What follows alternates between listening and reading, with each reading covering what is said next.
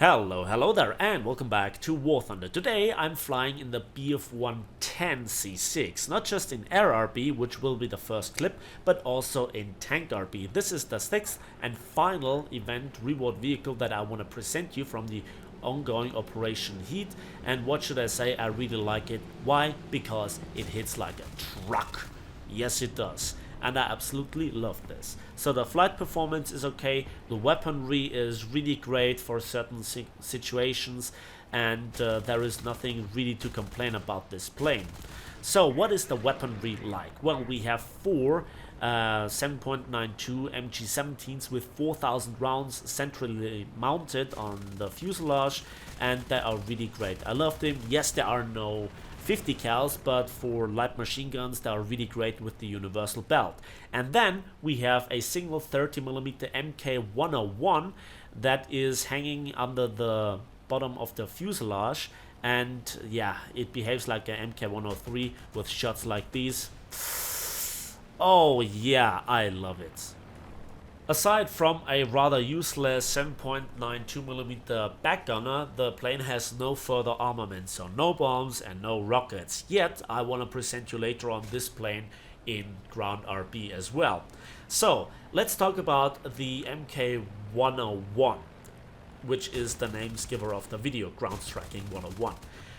Because we have three interesting belts. So there is the stock belt, which is rather useless. Then we have the stealth belt, which is armor piercing incendiary, and that has better post penetration damage effect, but with a maximum penetration value of only 60mm, it just doesn't cut it even versus ground units that you attack from the air. But again, it might be possible if you select the targets because of the better post penetration damage effect. Then we have also the air target belt, which you could see performing very well in Air RB in this match, and it has 3 high explosive shells or mine shells and 1 incendiary shell. So really nice for hunting bigger, nastier targets. Even in up tiers I can see this plane performing very well. However, then there is also the armored target belt, and that has HVAP rounds, aka APCR, and they don't really react too well to angled armor. However, with a base penetration value of 95mm versus flat armor, this is very high, and even at 500 meters it is still 85mm. So you have to really get to used to the trajectory, how to aim it, how to lead it versus ground units, and how to approach them from the right angle. And that is then always bringing you into the danger zone of SPA. Also, we have to come back to the flight characteristics, because when it comes to now the 101 ground striking, I have to admit something, that I do not really practice ground striking all that well, and when I do, it's, you know, with bombs, and I know how to drop my bombs. But let's just come to the end of this battle, and well, as you can see, I just didn't quite get the lead right on this guy, and just when I set him on fire, he got evaporated by one of my allies, so that was a robbed kill. I count this still as my 4th kill, and seconds later I also got the kill on the previous plane that I saw the wingtip off, and that is effectively the battle. So with 1 kill assist and 4 kills, I count it as an ace.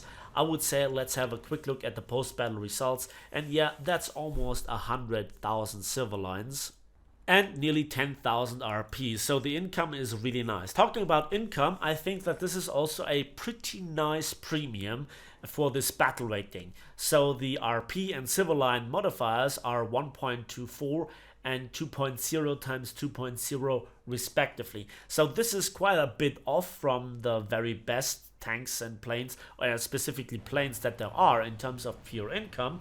But when you are looking for a plane that is fun, that can do the job and gets you a consistent income, I think that this plane might be something for you, and you never can have enough Bf-110s. Now let's come back to the ground striking 101, and the first scene here is on Italy. I am not a professional CAS player. I despise CAS. I also don't want to bullshit other people with my CAS. I am pretty decent with rockets and also bombs, but with cannons, they are way too picky. So first of all, I try to dive here from a steep angle, and I actually hit and set the engine on fire. So this is good. He is now out of the action for a few minutes, and I can again make this loop. Those loops are incredibly dangerous as it takes way too long for you to turn the plane around. It drifts all over the place. Accurate firing is pretty difficult. You waste precious ammunition. You only have 60 rounds, and then you also have to pinpoint accurate hit the armor, because otherwise the shells will not penetrate. Again, you have the APCR slope modifiers, which are horrendously bad. The next thing is then that you try to hit flat armor, and this then needs that you have to move around and need to hit the flat side of the tank. Again, here it is to be discussed which ammunition type you use. Do you use the stealth belts, aka the APIT rounds or API rounds that have better post-penetration damage effect but even less penetration with only 60 rounds? So it is down to your personal preference. The next problem is, especially with German planes versus Americans, is that every American tank has 50 cals. Every tank has heavy machine guns, and they love to shoot at aircraft, and 50 cals can be quite a problem. Now here I received just a little bit of damage. Nice camera movement here, Gaijin. A little bit of damage on the inner wing, and that is enough that I would have been able to pull out of this dive no problem, but my flight performance was reduced enough by this single hit that I crashed on a dive that otherwise I would have been able to pull out of. Then I just spawned, and this is another problem here in ground forces. There is now a fighter up, a fighter that I know would beat me in a maneuver fight, so I only have the head on, and we both kill each other. Good job, I had a lot of fun. So this is the downside, the bad side of CAS. That is the anti-CAS, the fighters, people that just spawn in a plane because they can, without any sort of significant armament to deal with tanks. Here I then spawned relatively early on after I rushed the cap with my Packwagen. I artificially up-tiered myself, much like this BT-5, and I rushed the cap, captured it, and because of this artificial up-tier to 3.7, the cap was enough to give me the spawn points for launching this plane. This is an advantage of not having bombs or rockets, that the cannon, the 30mm cannon, is a fixed mounting, so it doesn't cost you an extra 96 spawn points. And again, the first thing that I see after the BF1, after the BT7 kill, is here this IL-2, and eventually I probably would kill this guy. Okay, I probably would kill this guy after a while with maneuvering, but it costs me so much time. It costs me so much altitude and speed, so I'm an easy target for further aircraft that are coming in, or SPA, or even tanks. I'm not kidding. And this is the annoying part, that you just cannot really swoop through, and this has happened in the majority of battles. So there is now another plane coming in, and I just think to myself, God damn it, I'm practically dead again.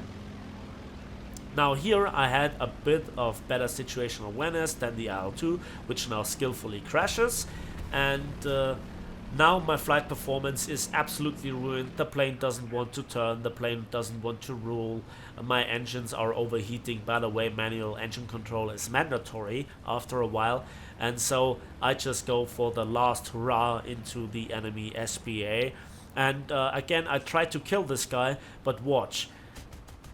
The lackluster post-penetration damage effect, the wobbling of the plane, and I just couldn't finish him off. My wing got cut off and I crashed. The other scene where then I had another nice experience, and I know that this is a trick that you can use, is after the initial swoop. Please notice here that I pulled completely back on the throttle, so I don't have the control stiffening and I don't crash initially. And now I accelerate again, I see a dot in the air. Again, another aircraft is coming in. And again, my only choice in this plane is to go for the head-on. But it seems like he doesn't see me because there is no red marker. And so I sadly missed with all my shots except a few machine gun bullets, and they are not enough. And I see immediately it's a P36A, and they are extremely good at turn fighting. So I just go down and I try to just simply swoop away. And he killed here a lot of his own speed. I really didn't, because I only made a half turn, a 180. Meanwhile, critically damaging here another Sherman. I should have gone for the middle of the crew compartment, but I just couldn't see where my shells were landing because of the trees. That's again something else where, in my opinion, I'd be better off with rockets or big bombs. That's just my CAS experience. Yes, I could train it, but I personally don't really get out so much for me. He doesn't see me, he doesn't turn, so we hold our fire, we lead, come on. Then he turns and booyah! That was probably HVAP round through the wing root, so great result here. After I returned to base, I was immediately shot up by SPA again with 50 cals, and I tried my best, but this is now a scene that is all too familiar with me. I sadly couldn't finish here the M10 off, and he went into the cap and was finishing capturing right now, so sadly I couldn't really do anything about that. So the SPA is wildly shooting at me, and I just think to myself, god damn it, that's not gonna end well. So I use here the terrain to mask here my turn, and then I try to sneak up on the enemy SPA and try to disable it, which is a very dangerous game, but you have to do it. Again, here I'm using mech to cool down the engine, since the engines are probably the only part of the plane which are not damaged yet. And I see a fast mover right there, so that's very interesting. Can we hit him? Another lead, and we one-shot him, we ammo rack him, and then we get pilot sniped in return by an M16. So this battle scene here is now the final footage, and this is part of a battle that I want to show you in its entirety properly, because it was so hilarious. So we just spawned, and immediately I see that there are multiple enemy aircraft in the air. I'm not quite sure if it's 2 or 3. We'll have to see, but I see 1. And again, I pick up a lot of speed for the quick boom and zoom run. I must hit hard with my 30mm, but he gets deleted by the other BF-110C. So I turn around, make a loop, gain altitude, and drop on the enemy, but I cannot, but he turns further into me, so I have to abandon here the boom and zoom run. And this P40 is quite happy, not aware of me, and so we wait up until the point he stretches out, and only with the machine gun we set him on fire, critically hit, and we just completely shred the plane. So don't mess with those 4 light machine guns, because with the universal belt they have quite a fearsome belt. So then there we can see a tank that gets more and more popular, the Churchill gun carrier. And do I have to say that this map looks absolutely beautiful? And then I see another customer, a potentially happy customer. I'm undamaged, I have enough speed, and I had in this case more experience with the little adjustments. So wait, and then I finish off here the M24. I finally also get a hit here into the engine of this T-26, and then I observe again the air. Is there anything? Yes, there is. There is another Corsair. So we have to deal with this guy, but he is not aware of us. Again, you can see now the sky is full of German planes. There are with me like 5 German planes in the air. So that is absolutely crazy. But at least it gives me here the chance to just run away, to disengage from the fight, and to judge the situation. There is the Corsair. He is busy with the other BF-110. So I need to hopefully help here my ally in the sky. And look at this. He's just stalling. This is not good, sir. I completely misjudge here the distance.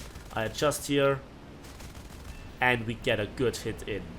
Sometimes the HVAP ammunition just makes enemy planes go boom.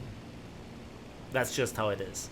So while this might not have been the greatest compilation of cast that you have seen, this is from somebody that is not really used to it, and even I made it work. So this is now a battle where, as I said, it had a very great result: 123,000 civil lines and 8,300 research points with only a 10% civil line booster. That's it from me today. I hope you enjoyed this kind of different feature of the Bf-110 C6. It's a nice plane. I'd pick it up. It is always nice to have, and it is a good addition to the German tech tree. That's it from me today, so thanks for watching, thanks for listening. Please give this video a like if you did, subscribe if you want to see more, and we'll see each other on the battlefields, on the waves, and in the skies of War Thunder.